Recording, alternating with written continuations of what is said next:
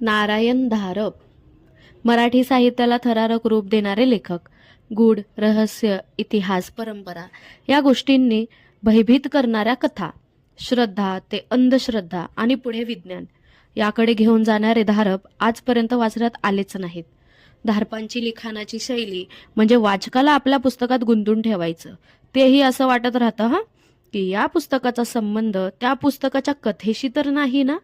त्यांच्या लिखाणातील भयभीत थरारक करणारे शब्द आणि ते वातावरण पूर्ण आपल्या डोळ्यासमोर आल्याशिवाय राहतच नाही. मराठी वाचकांना तर नारायण धारप माहीतच आहेत, पण मराठी माणूस म्हणून आपण किती लेखक वाचले?